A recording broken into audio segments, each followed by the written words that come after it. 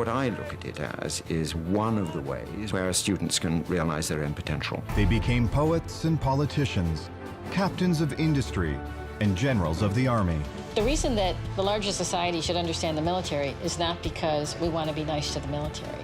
It's because we want to be a successful country. It was not too big a thing to say that we became better citizens for having been part of that. And there's nothing like it now. It's the best way to teach these students leadership. It's just an incredible experience. I'd really recommend that to everyone, to be honest.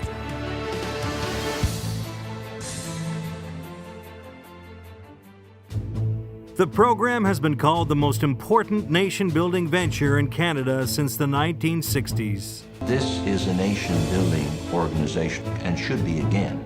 Back then, similar leadership programs in Canada had no less than 27 universities participating with 5,000 students enrolled. A time when the Canadian military played an integral and respected role in university life from coast to coast. That is, until it all came to an end.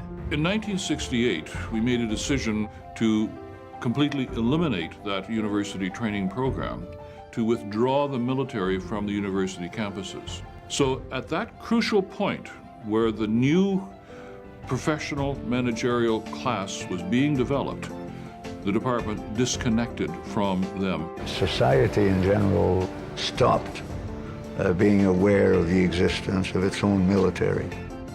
Breakout Educational Network's research and development of the 5-part documentary series A Question of Honor made it clear that Canadians had become disconnected from their military and the leadership training it provides. We lost it, linking the connection between the students and the military. Breakout realized that it's not just a problem that needs fixing, but a condition that needs to be changed. And the place to start is with Canada's youth. When I was at the University of Ottawa, I did a program. I brought officers into the University of Ottawa to get their BA. In the beginning, when I wanted to start the program, I had political science professors in my office going, "You can't have military in this university, it's no good." And within 3 months, they're sitting in my office going, "These are the best students I've ever had." The Canadian National Leadership Program, or CNLP's cumulative impact, will see thousands of young Canadians entering the workforce every year with the strongest of leadership skills. 106 new kids, fresh from home, starting university life. The difference only a few months makes is just incredible. A very large amount of my success now as a business person in the UK has been driven by what I learnt at the OTC 20 years ago. What I learnt from my academic degree has got no comparison to the value I learnt from the OTC stuff. The training model combines classroom study and military-style fieldwork. Students enroll in regular university or college programs with a leadership component approved for the program. They also join part-time officer cadet units. During the academic year, they spend the occasional weeknight and weekend under the direction of people who train officers for the Canadian Forces. During the summer, they train with cadets from across Canada at Army and Air Force bases and on naval vessels. Students are paid at reserve officer pay rates, which helps offset the cost of tuition. There's no obligation to join the military afterwards. We're not looking for people who want to join the Army 110%. We're looking for people who show potential in leadership skills and people who are going to be the leaders of business in 10 to 20 years' time.